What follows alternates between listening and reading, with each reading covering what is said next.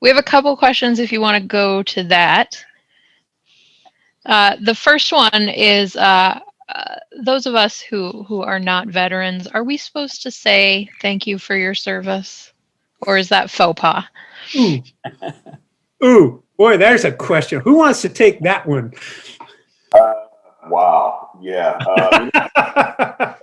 I'll take that one. Somebody else can jump in if they want. But that actually kind of makes me cringe because it's become such a trite thing to say.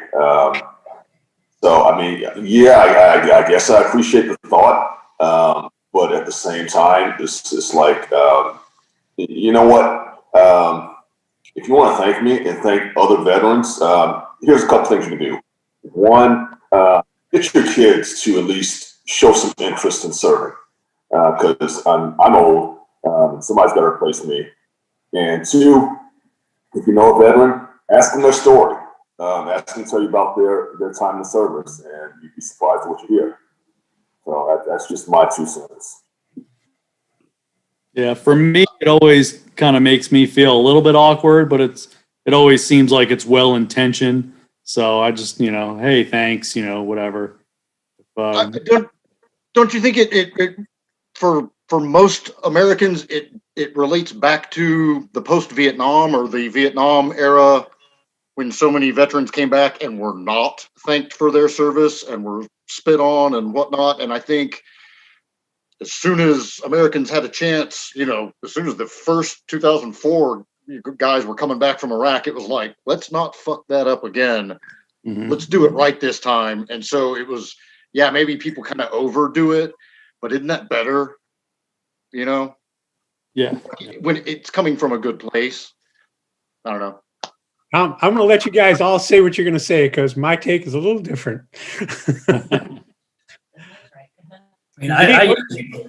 What do you think, Nate? Did we lose Nate? There you go. No, I'm here. Yeah.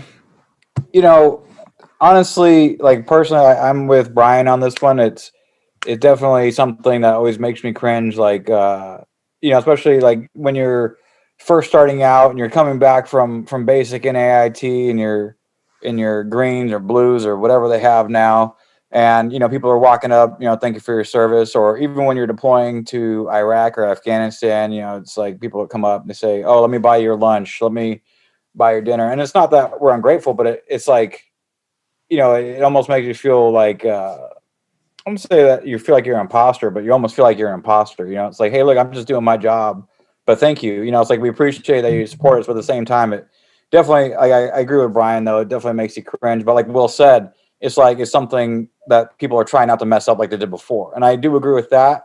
But at the same time, it's like I know a lot of vets definitely they get kind of flustered with it. Like I've gotten to the point now where I'm just like, I don't want to say numb to it, but I'm just like, hey, thank you, and I just say thank you and we appreciate your support and things like that. And I try to take it in stride now. But when I was younger, like when I was a private, that was a long time ago now, but when I was a private and would hear stuff like that, it would just, make me feel like Brian said, like cringy. But now as I've gotten older, I'm just kind of like, oh, well, thank you. We appreciate you. And that's typically what I say in kind is we appreciate you.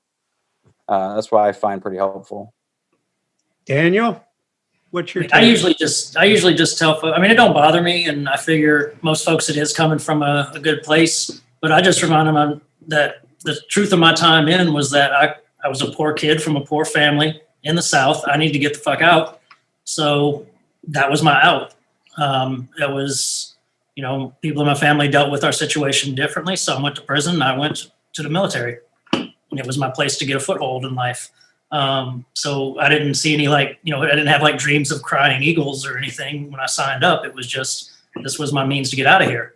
But I usually just remind folks that was the best way to actually thank people for their service is at the ballot box. Consider what they're voting for, and vote for things or people that will help us and keep us out of these shitty situations. Okay.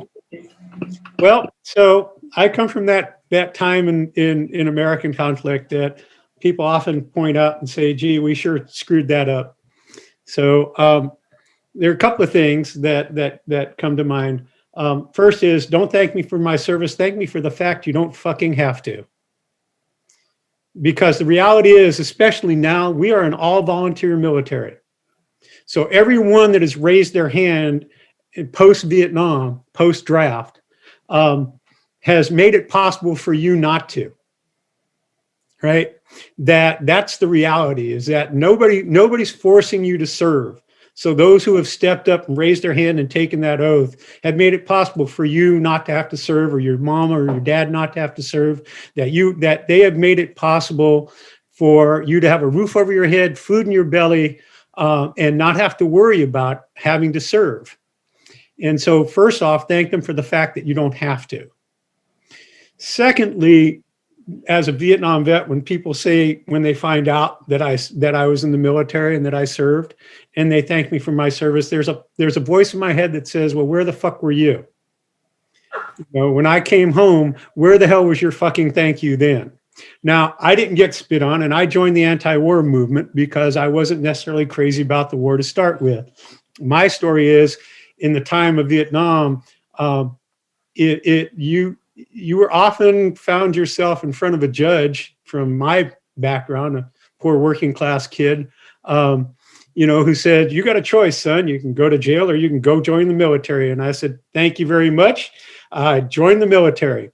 Now, that was in 1966. Vietnam was not a big deal at that time.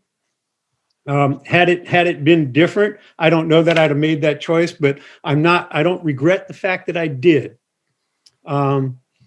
Because there's an experience that I have that tells me a lot about who I am as a human being. And it tells me a lot about what humanity should be versus what I saw. And so for me, that's the thing. So thank me for my service. Yeah, I get it. You're all feeling fucking guilty, and you don't want to be feeling bad anymore. But the reality is that I'd much rather than thanking me for my service, go volunteer at the VA, right? Go to the VA health center in your local neighborhood and ask them what you can do to help. Do something about homeless vets that are on the street. Do something about the fact that once you're out of the military, they don't give a fuck about who and what you are anymore.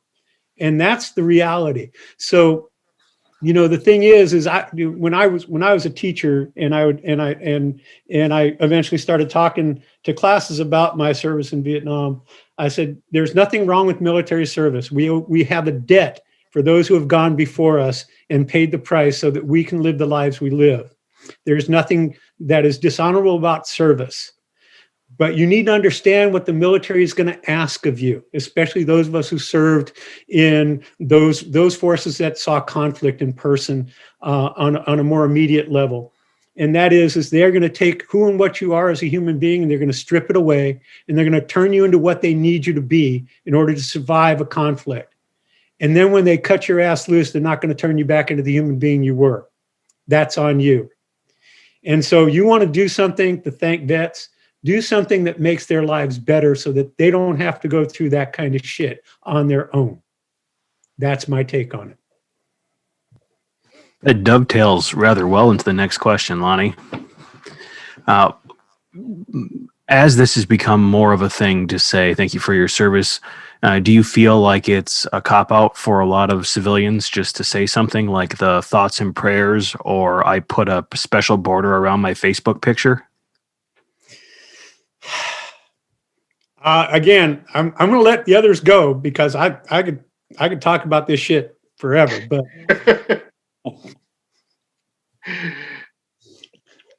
I get that. Yeah.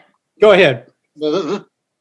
Yeah, it's a kind of a thoughts and prayers thing. But again, I think if the choice is that or baby killer, then. That's probably better. The fake ass, thank you for your service. That's probably better. Yeah, I think a lot of people just maybe they just don't know what else to say, and they just want to say something supportive and let you know that they're okay with what you did and they support you. And Yeah. but they really don't have any other words. They just don't know what else to say. So they just default to that all the time. So yeah, I agree with Ed's position. I've actually asked the questions like, okay, why do you feel the need to say thank you for your service? I mean, to me, that's again comes across as, hey, like big fucking deal, and it really is about that. They just they think they should say something, but they just don't know. So thank you for your service. Oh, go ahead, Lonnie. No, go Nate, go. Yeah, no, I was just gonna say. I mean, it's just like with the on social media, like the 22 a day push-up thing is viral going around. My thing is, hey, why not just be an ear to listen to, and instead of doing all that, because they're the same people that will turn around and be like, hey, I'm too busy when somebody calls them and say, hey, I'm in a dark place or something like that right now. But they're the same people to tell them, oh no, like I know now it's going around. You see the meme going around of where, it's like one panel, someone's calling somebody because they're in a dark place. And then the person answers, they said they're too busy. And then the next image, they're, doing push-ups, the 22 a day push-up thing. And, that's something that's always kind of got my ire up a bit. And vets are guilty of this too. And I mean, I'm guilty of it also, but there's nothing wrong with taking time for yourself.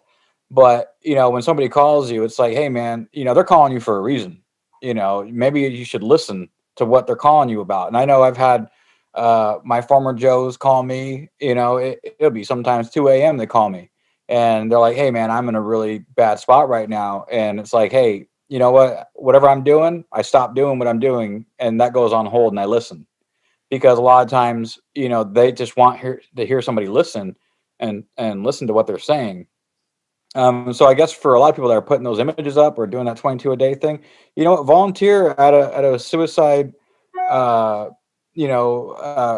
resistance phone line, or or maybe even on social media, because they have different social media programs like what was it, the vets buddy one, where if you message them, if you're having a hard time, they'll respond to you. That's a really good one too.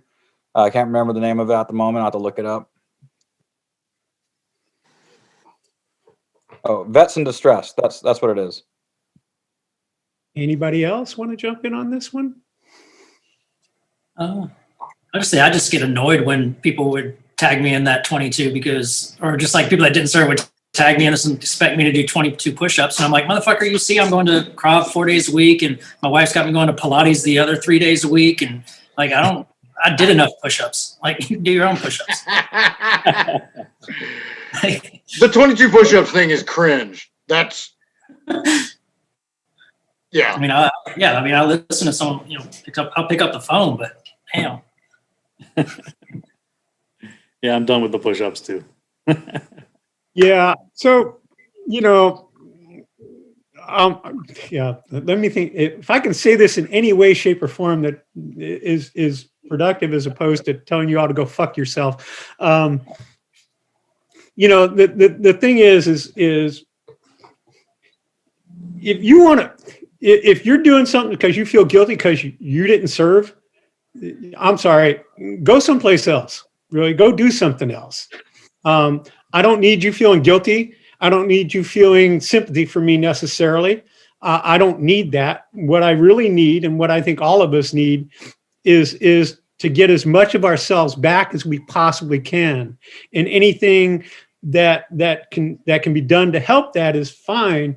But putting a little banner around your name, or posting up a picture of, watching a veterans parade or whatever, that shit don't mean anything. It really doesn't. I get it. You want to be a patriot. Fine, be a patriot. But the true patriots aren't the ones that are putting shit around their name. Right.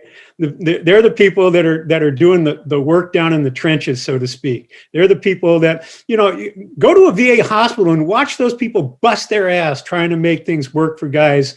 Go to a rehab facility. The Marines have this great rehab facility down at Pendleton that they run down there. Go see if you can volunteer doing something like that. Go see what you can do to help. But please don't throw a challenge out there like, it's some kind of a, attaboy for you, because your attaboys don't mean shit to me.